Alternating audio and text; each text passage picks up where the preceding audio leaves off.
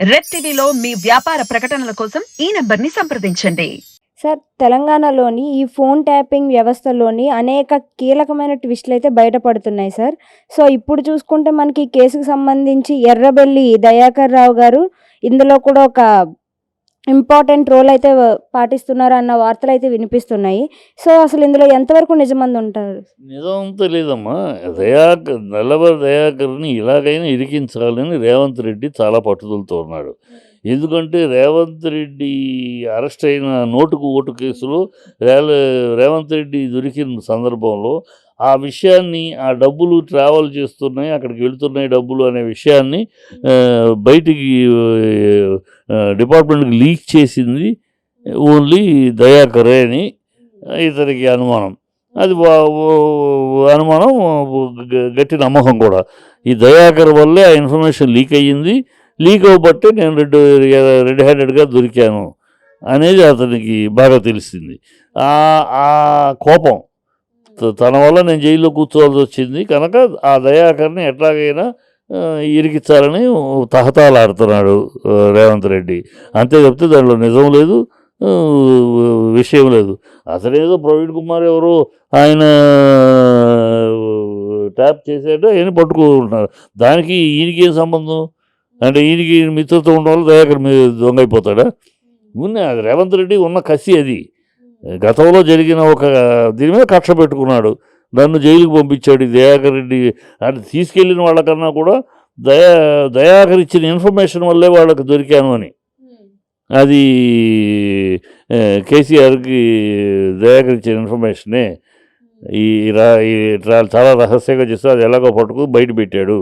అందువల్లే ఆ టయానికి రెడీ అయినట్టుగా నేను దొరికాను అని అతను జైల్లో కూర్చున్నాడు కదా. చెప్పకూడదు తిన్నప్పుడు ఆ కోపం ఉంటుంది కదా. ఆ కోపం ప్రతిఫలమే తప్పితే దీంట్లో ఏమి దయాకర్ సంబంధం ఉండే పరిస్థితి లేదు. అంటే తను ఒకసారి ఇన్వాల్వ్ చేశారు అని అనేసి ఇప్పుడు అధికారంలో ఉన్నారనేసి తిన అధికారం చూపిస్తున్నారంటారు. అంతే అంతే అంతే అంతే గ్యారెంటీగా తన అధికారంలో తనని జైల్లో పెట్టారు. దానికి కారకుడు దయాకరే కనుక దయాకర్కి కూడా జైలు రుచి చూపించాలి అనేది ఆ తాపత్రయం. అలాగ వెళ్తూ ఉంటే రేవంత్ రెడ్డి కూడా ఈ ఎన్నికలైన తర్వాత ఉండడు. ఇలా కక్ష సాధింపులు కేసులు అంటే తన మీద కేసులు ఇప్పుడు మెడ మీద కత్తి ఏలాడుతూనే ఉంది. ఎందుకంటే రెడ్ హ్యాండెడ్గా దొరికాడు డబ్బులతోటి కనుక అదంత ఈజీ కాదు. ఎన్నాళ్ళు డాట్ అవుద్ది, ఎప్పుడో వేలాడుతూ ఉంది, ఎప్పుడో ఒకసారి పాఠం దిగుద్ది. అప్పుడు తను మళ్ళీ సీఎం ఇప్పటికే ఇద్దరు సీఎంలు దేశంలో ఇప్పుడు ప్రస్తుతం, గతంలో కూడా సీఎంలు లాలూ ప్రసాద్ యాదవ్ జైలుతో వీళ్ళందరూ కరుణానిధి గారు సీఎంలుగా జైలుకి వెళ్ళిన వాళ్ళే.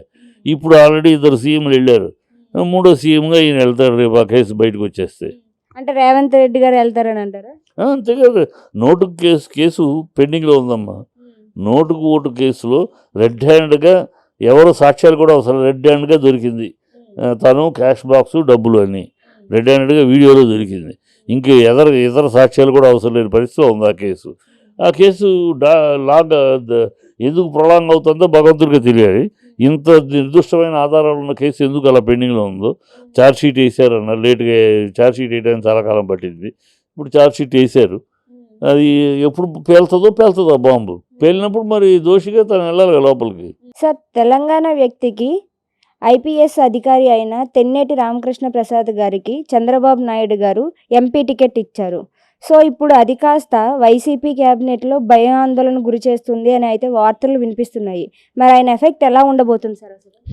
ఎంత పిచ్చి రాతలమ్మ, ఎవరు రాశారు, ఎవరు వాగుతున్నారో కదా ఈ మాటలు. అతను సీట్ ఇస్తే వైసీపీ గుండెల్లో పరిగెట్టేటి ఏమిటో ఒక ఎమ్మెల్యే ఏం చేయగలడు ఆయన? ఎన్నో ఉన్న పిచ్చి రాతలు బుద్ధి ఏదో ఆ సొల్లు వాగుడు వాగి వాళ్ళు ఉండే మాటలు తప్పితే అయితే అవుతాడు. అసలు గెలవాలిగా ఫస్ట్ అతను తెలుగుదేశంనే గతి లేని పరిస్థితిలో ఉంది అక్కడ. తెలుగుదేశం క్యాండిడేట్గా ఆయన పెద్ద గెలిచేది ఉంది, గెలిచినాక ఆయన ఏంటి పరిస్థితి? అపోజిషన్గా ఎమ్మెల్యేలో కూర్చుంటాడా, లేదు ఒకవేళ అధికారంలో వస్తే అధికారంలో ఆయనకి ఏం పదవి వస్తుందా? అధికారంలోకి వచ్చి పదవి రాగానే డామ్ డూమ్ డకారని ఆయన మంత్రదండం ఉంది ఆయన దగ్గర పీకి లాగి చేయడానికి. ఏది ఆల్ దిస్ నాన్ సెన్స్, బుద్ధి జ్ఞానం లేకుండా అర్ధజ్ఞానంతో అజ్ఞానంతో వాగే సొలు వాగుడు. అంటే ఇవన్నీ పిచ్చి రాతలే తప్ప ఇందులో నిజాలు లేవని అంటారా? ఏం నిజాలు లేవు. అయితే అతను టీడీపీకి వెళ్ళాడు, సీట్ ఇచ్చారు అంతే. దాంతో ఏమిటి వీళ్ళకి రైలు పరిగెట్టాలి కర్మ ఏంటి?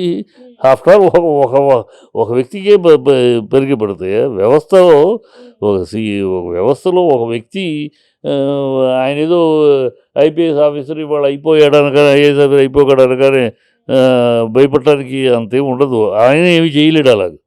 అది ఒక వ్యవస్థగా ఒక ప్రభుత్వంగా చేయగలదు, కానీ ఒక వ్యక్తిగా ఏం చేస్తాడు? ఊరినే పిచ్చి రాసేవాళ్ళు ఊరినే ఆయన ఏదో హైలైట్ చేయడానికి ఆయనకి దగ్గరోడు అయి ఉంటాడు. ఐపీఎస్ కృష్ణప్రసాద్కి ఏదైనా ముఖ్యుడు అయి ఉంటాడు, లేకపోతే తెలుగుదేశం తొత్తు అయి ఉంటాడు అలాంటి వాగుళ్ళు రాయటానికి. ఇవన్నీ సెన్స్లెస్ నాన్ సెన్స్ అది. సో చంద్రబాబు శిష్యుడు సీఎం రమేష్ బీజేపీకి వెళ్ళిపోతున్నట్టు, పోటీ చేస్తున్నట్లుగా ట్వీట్ చేశారు. అసలు ఏం జరుగుతుందంటారు సార్? ఏమన్నా బీజేపీకి క్యాండిడేట్స్ లేరమ్మా. బీజేపీకి ఎవరో మనుషులు లేరు. ఎందుకు ఉన్నవాళ్ళే 2-3 తప్పితే ఉన్న వాళ్ళలోనే గెలిచే క్యాండిడేట్స్ లేరు. ఇంకా వాళ్ళకి అసలు క్యాండిడేట్స్ అనేవాళ్ళు లేరు. ఎందుకంటే BJP state leadership total failure. ఒకళ్ళిద్దరు మినహాయిస్తే టోటల్ భ్రష్టత్వంతో నిండిపోయిన ఒక లీడర్షిప్.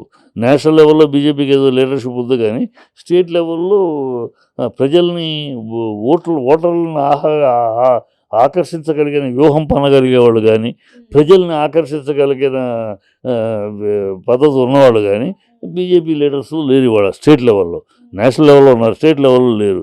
కనుక వాళ్ళ క్యాండిడేట్స్ లేరు. వాళ్ళని నమ్మి ఎవరు రారు. పోయినసారి 4 వచ్చే 4 గెలిపించాము. మోడీ హవా ఉంది, 4 గెలిపించారు పోయినసారి. ఏం చేశారు ఈ 4? ఏం చేశారు? ఏమన్నా తీసుకొచ్చారా? తెలంగాణకు వస్తే ఏమైనా పాటుపడ్డా, పోరాడారా, ఏమన్నా పార్లమెంట్లో మాట్లాడారా? ఏమీ లేదు. సో ప్రజలు అందుకని వీళ్ళ గెలుపు గుర్రాలు లేరు.